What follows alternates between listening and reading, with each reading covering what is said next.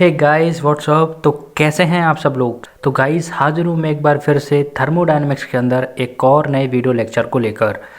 तो गाइस आज के इस वीडियो लेक्चर में हम बात करने वाले हैं कुछ ऑब्जेक्टिव ब्रेन टीजर्स की।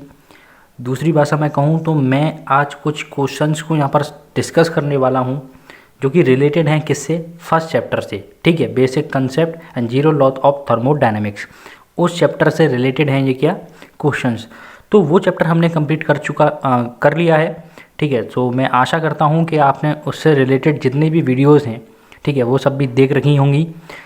ठीक है, तो आज उन्हीं सब वीडियोस के बेसिस पर हम क्या करने वाले हैं, इन ऑब्जेक्टिव ब्रेन टीजर्स को डिस्कस करने वाले हैं। ठीक है, सो ध्यान दें यार और ढंग से समझें।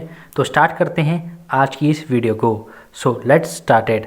तो सबसे पहले क्वेश्चन क्या है, question number 1, an open system is one in which. देखो हमने यहाँ पर ये पूछा गया है कि ओपन सिस्टम क्या होता है। यहाँ पर ये पूछा गया है open system is one in which. ठीक है, ओपन सिस्टम वो सिस्टम होता है जिसके अंदर क्या होता है।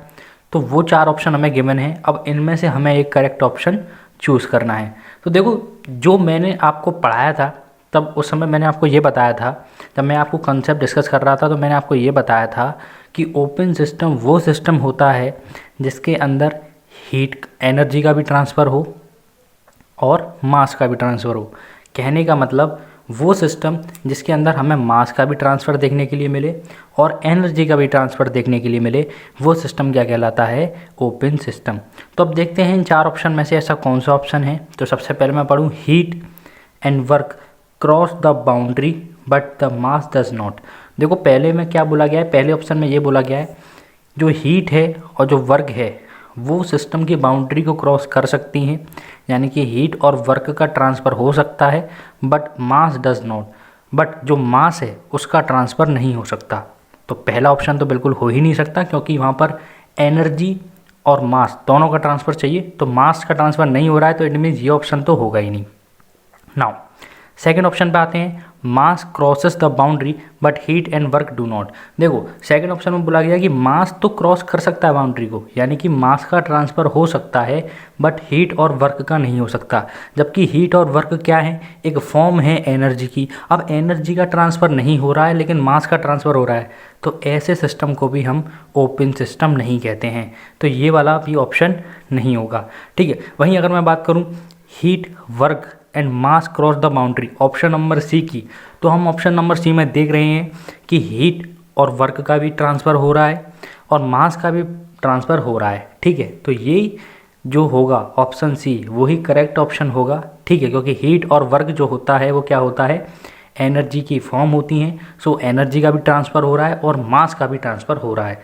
तो जो ओपन सिस्टम होगा वो कौन सा होगा, ऑप्शन सी। ठीक है, heat work and mass cross the boundary, ये वाला ऑप्शन नंबर सी जो होगा वो क्या होगा, ओपन सिस्टम होगा। फोर्थ ऑप्शन भी देख लेते हैं। तो फोर्थ ऑप्शन में तो ऐसी बात है, ये भी नहीं होगा, नन ऑफ हीट, ना तो हीट ट्रांसफ़र हो, ना वर्क ट्रांसफ़र हो और ना ही मास ट्रांसफ़र हो। वो ऑप्शन वो सिस्टम कहलाता है ओपन सिस्टम। तो ऐसा भी नहीं होता।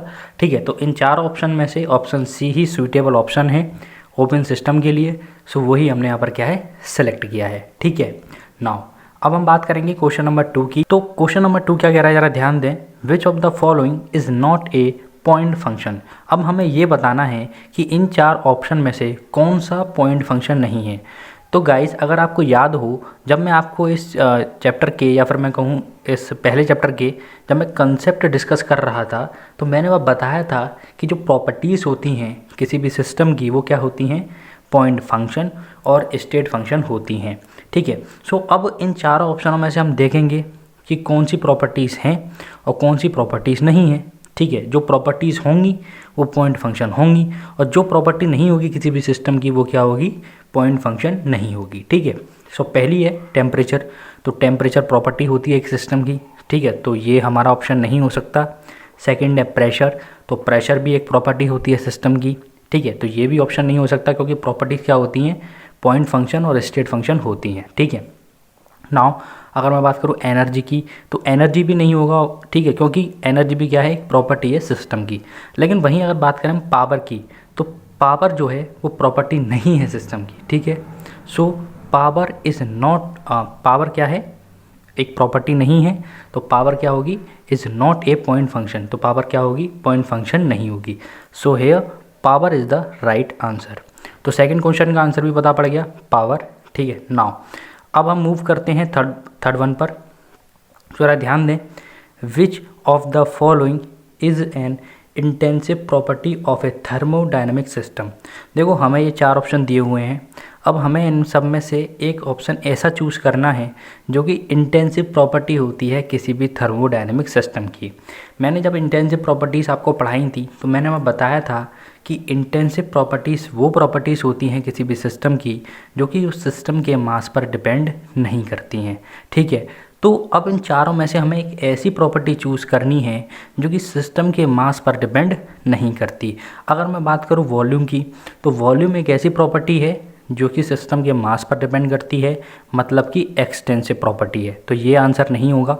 वहीं अगर मैं बात करूँ आपकी मास की, तो मास क्या है, ये भी एक एक्सटेंसिव प्रॉपर्टी है, ये भी सिस्टम के मास पर डिपेंड करती है, तो मास भी ऑप्शन हमारा राइट आंसर नहीं होगा। वहीं अगर मैं बात करूं एनर्जी की, तो एनर्जी भी क्या है, एक ऐसी प्रॉपर्टी है जो सिस्टम के मास पर डिपेंड करती है, तो ये भी हमारा राइट आंसर नहीं होगा। बचता क्या है, टेम्परेचर। तो जी हाँ, temperature is the right answer. Temperature ही एक कैसी प्रॉपर्टी है, इंटेंसिव प्रॉपर्टी है। ठीक है, इंटेंसिव प्रॉपर्टी मीन्स कि टेम्परेचर एक ऐसी प्रॉपर्टी है जो मास ऑफ द सिस्टम, जो थर्मोडायनेमिक सिस्टम है उसका मास कितना भी हो, वॉट एवर द मास, इसे कोई फ़र्क नहीं पड़ता, टेम्परेचर उस पर डिपेंड ही नहीं करता। ठीक है, सो temperature is the right answer now. Okay, so let's move on question number 4। तो हम क्वेश्चन नंबर 4 की तरफ चलते हैं। Which of the following is the basis of temperature measurement. देखो हमने पढ़ा था, ठीक है, हमने एक लॉ पढ़ा था अपने चैप्टर नंबर 1 में, और हमने ये बताया था कि ये जो लॉ है वो बेसिस है किसका, टेम्परेचर मेजरमेंट का। मतलब कि टेम्परेचर अगर हमें मेज़र करना है, टेम्परेचर जो मेज़र हम करते हैं उसका बेसिस है, ठीक है, उसका जो बेस है वो क्या है, वो लॉ है। तो हमने इस चैप्टर के अंदर वो लॉ पढ़ा था, तो वो कौन सा लॉ है, पहला ऑप्शन है zeroth law of thermodynamics, second है first law of thermodynamics, third option है second law of thermodynamics, and fourth option है थर्ड लॉ ऑफ थर्मोडायनेमिक्स। तो इन चारों लॉज के अंदर हमने जीरोथ लॉ ऑफ थर्मोडायनेमिक्स पढ़ा था, जो कि हमसे ये कहता था कि अगर कोई बॉडी है ए और उसका टेम्परेचर है टी ए, ठीक है, और वो इक्विलिब्रियम में है एक तीसरी बॉडी टेम्परेचर जिसका है टी सी, ठीक है, वहीं पर एक बॉडी और है जो कि बी है और उसका टेम्परेचर है टी बी, और वो भी इक्विलिब्रियम में है टेम्परेचर टी सी यानी बॉडी सी के साथ। तो जो बॉडी है ए और बी, ठीक है, वो भी क्या होंगी, आपस में इक्विलिब्रियम में होंगी। तो ये कहता था जीरोथ लॉ ऑफ थर्मोडायनेमिक्स, और यही क्या है, बेसिस होता है किसका, टेम्परेचर मेजरमेंट का। ओके, सो क्वेश्चन नंबर 4 भी हो गया है। तो let's move on question number 5। तो अब हम चलते हैं क्वेश्चन नंबर 5 की तरफ, तो ध्यान दें। यस, नाउ तो अब हमें डिस्कस करना है क्वेश्चन नंबर 5। तो देखो क्या बोला गया है, the absolute zero pressure will be. जो एब्सोल्यूट जीरो प्रेशर, मतलब जो जीरो प्रेशर है वो कब होगा, ठीक है, ये हमें बताना है कि जो जीरो है, प्रेशर की जो वैल्यू है वो जीरो कब होगी। तो पहला ऑप्शन है when molecular movement of the system become zero. जो मॉलिक्यूल्स होते हैं किसी भी सिस्टम के अंदर, जो वो मोमेंटम शो करते हैं, अगर वो मोमेंटम जीरो हो जाए तब होगा एब्सोल्यूट प्रेशर की वैल्यू जीरो, ठीक है, या फिर सी लेवल पर होगा एब्सोल्यूट प्रेशर की वैल्यू जीरो, या फिर at a temperature of -273.15 kelvin तब होगी एब्सोल्यूट प्रेशर की वैल्यू जीरो, ठीक है। तो ये कहने का मतलब, और चौथा ऑप्शन है अंडर वैक्यूम कंडीशन। जो वैक्यूम कंडीशंस होती हैं तब होगा एब्सोल्यूट जीरो प्रेशर। तो मैं आपको बता दूं, इन चारों ऑप्शंस में से जो ऑप्शन नंबर 1 है वो इसका राइट आंसर है। आप याद रखें कि एब्सोल्यूट जीरो प्रेशर जो होता है वो तब होता है जब जो मॉलिक्यूलर मोमेंटम होता है किसी भी सिस्टम का, मतलब जो सिस्टम के अंदर जो मॉलिक्यूल्स हैं और जो उनका मोमेंटम है, ठीक है, वो क्या हो जाए, बिकम्स जीरो, वो क्या हो जाए, जीरो हो जाए, तब ही बस जो एब्सोल्यूट जीरो प्रेशर हमें क्या है, मिलता है, अदरवाइज़ हमें एब्सोल्यूट जीरो प्रेशर नहीं मिलता, ठीक है। So option number A is the right answer है, ठीक है। तो ऑप्शन नंबर क्वेश्चन नंबर 5 भी हमें समझ में आ गया, हमने इसे भी सॉल्व कर लिया। आगे चलते हैं, कुछ क्वेश्चन और हैं, ठीक है, सो उन्हें भी डिस्कस करते हैं, देन अपनी इस वीडियो को कंक्लूड करते हैं, ठीक है। Now yes, so here we go yeah so अब यहाँ पर क्या है, क्वेश्चन नंबर 6 क्या कह रहा है, ज़रा ध्यान दें। The standard fixed point of thermometry is the, ठीक है, जो थर्मोमेट्री हमने पढ़ी थी, ठीक है, जहाँ पर हमने काफ़ी सारे मेथड्स पढ़े थे, जहाँ पर हमने जाना था कि थर्मोमेट्री के अंदर हम डिफरेंट मेथड्स हमने पढ़े थे टेम्परेचर को मेज़र करने के, ठीक है। ओके, सो पहला है द स्टैंडर्ड फिक्स्ड पॉइंट, तो उसके अंदर फिक्स्ड पॉइंट क्या था थर्मोमेट्री के लिए, ठीक है, हमें एक फिक्स्ड पॉइंट बताना है जो थर्मोमेट्री के लिए हमने पढ़ा था, ठीक है, जब हमने कंसेप्ट डिस्कस करे थे तो वहाँ पर हमने ये पढ़ा था। तो पहला ऑप्शन है आइस पॉइंट।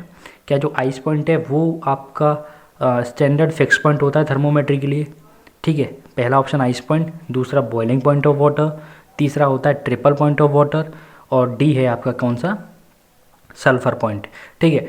तो अगर आपको कंसेप्ट याद होगा तो आपको ये चीज़ याद होगी कि जो स्टैंडर्ड फिक्स्ड पॉइंट होता है थर्मोमेट्री के लिए वो क्या होता है, ट्रिपल पॉइंट ऑफ वाटर। क्या होता है ट्रिपल पॉइंट ऑफ वाटर, मतलब 0.01 डिग्री सेल्सियस, ठीक है, ये होता है ट्रिपल पॉइंट ऑफ वाटर, और यही स्टैंडर्ड फिक्स्ड पॉइंट होता है थर्मोमेट्री के लिए, ये हमने पढ़ा था। तो here option number B is the right answer. तो ऑप्शन नंबर बी भी हो गया, सॉरी क्वेश्चन नंबर 6 भी हो गया। आगे चलते हैं।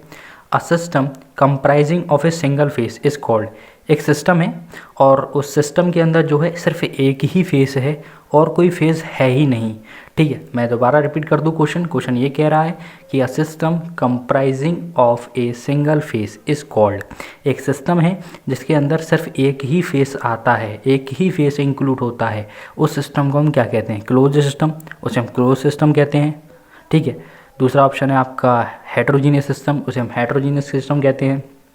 तीसरा आपका ओपन सिस्टम कहते हैं, और फोर्थ ऑप्शन है आपका होमोजीनियस सिस्टम,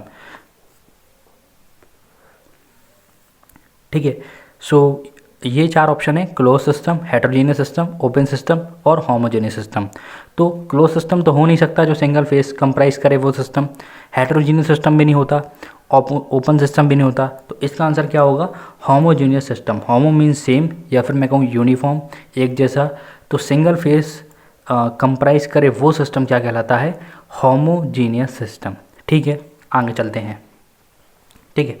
क्वेश्चन नंबर 8, तो क्वेश्चन नंबर 8 क्या कह रहा है, ज़रा ध्यान दें। A mixture of air and liquid is, देखो जो मिक्सचर होता है एयर का और लिक्विड का वो क्या होता है, मैं दोबारा रिपीट कर दूं, क्वेश्चन क्या कह रहा है, a mixture of air and liquid is, ठीक है, ये बोला गया है। यहाँ सॉरी मैंने एक चीज़ गड़बड़ लिखी है, वही मैं कहूँ, ये यहाँ पर लिक्विड एयर आएगा ये, ठीक है। एक है एयर, यानी कि ये जो एयर है वो कैसी है, गैस फॉर्म में है, और ये जो एयर कैसी है, लिक्विड फॉर्म में, यानी कि जो मिक्सचर होता है एयर गैस का, ठीक है, मतलब जो गैस की फॉर्म में एयर होती है उसका और लिक्विड एयर का, तो वो क्या होता है। तो ये एक इम्पॉर्टेंट क्वेश्चन था, जब मैंने आपको पढ़ाया था ये कंसेप्ट तब मैंने आपको वहाँ पे भी बताया था कि लिक्विड एयर और मिक्सचर ऑफ जो एयर गैस का जो मिक्सचर होता है वो क्या होता है, एक नॉट ए प्योर सब्सटेंस होता है, वो प्योर सब्सटेंस नहीं होता। क्यों नहीं होता, क्योंकि जो ऑक्सीजन और नाइट्रोजन होती है, ठीक है, उनकी रिलेटिव प्रॉपर्टीज़ डिफरेंट होती हैं लिक्विड और गैस फॉर्म में, ठीक है। ये हमने पढ़ा था कि जो लिक्विड एयर है और जो गैस एयर है वो उनका जो मिक्सचर है वो प्योर सब्सटेंस नहीं होता। क्यों नहीं होता, क्योंकि जो आपकी लिक्विड एयर है उसके अंदर ऑक्सीजन और नाइट्रोजन है, और जो गैस एयर है ऑक्सीजन और नाइट्रोजन उसके अंदर भी है, तो उनकी जो रिलेटिव प्रॉपर्टीज़ हैं वो क्या होती हैं, डिफरेंट होती हैं। इसीलिए ये क्या होता है, एक प्योर सब्सटेंस नहीं होता है, ठीक है। तो ये मिक्सचर जो है वो प्योर सब्सटेंस नहीं होता। तो आप देखेंगे इसमें जो ऑप्शन नंबर बी है वही एक ऐसा ऑप्शन है जो कि कह रहा है कि ये क्या है, प्योर सब्सटेंस नहीं होता। तो B is the right answer, ठीक है। सिंपल क्वेश्चन है यार, उन्हीं के बेसिस पर क्वेश्चन है जो आपने पीछे पढ़ा हुआ है, ठीक है। जो भी कंसेप्ट आपने पीछे पढ़े हुए हैं, अगर वो कंसेप्ट आपने अच्छे से पढ़े हैं तो आसानी से आप ये प्रॉब्लम्स बना सकते हैं, कर सकते हैं, ठीक है। नाउ आगे चलते हैं, ठीक है। सो फाइनली 2 लास्ट क्वेश्चन है, question number 9th and 10th, फिर अपनी इस वीडियो को कंक्लूड करते हैं, फिनिश करते हैं। तो क्वेश्चन नंबर 9 क्या कहता है, ज़रा ध्यान दें। व्हेन मीन फ्री पाथ, जो मीन फ्री पाथ होता है of the molecular of A gas, ठीक है, जो मॉलिक्यूल्स होते हैं गैस का, उनका जो गैस के मॉलिक्यूल्स होते हैं उनका जो मीन फ्री पाथ होता है approaches the order of magnitude of the dimension of the vessel, वो उस ऑर्डर का हो जाए, ठीक है, जिस ऑर्डर का क्या है, जो डायमेंशन है वेसल का, उस ऑर्डर उसके मैग्नीट्यूड के बराबर का हो जाए। कहने का मतलब ये है जो मीन फ्री पाथ है, जो मॉलिक्यूल्स हैं गैस के उनका, ठीक है, वो कितना हो जाए, अप्रोच कर जाए, वो हो जाए, उसका जो मैग्नीट्यूड है कितना, जितना डायमेंशन है उस वेसल का। मतलब कि जो गैस है वो किसी वेसल में रखी हुई है, अब जो गैस है वो जो वेसल का जो डायमेंशन है, ठीक है, और जो मॉलिक्यूल्स हैं जो गैस के उनका जो मीन फ्री पाथ है उसका भी डायमेंशन उतना ही हो जाए जितना कि वो डायमेंशन है वेसल का। Which concept of the following loses its validity, तो ऐसा कंसेप्ट बताओ जो कि अपनी वैलिडिटी को लूज़ कर देता है, मतलब ऐसा होने पर वो कंसेप्ट अप्लाई नहीं होता।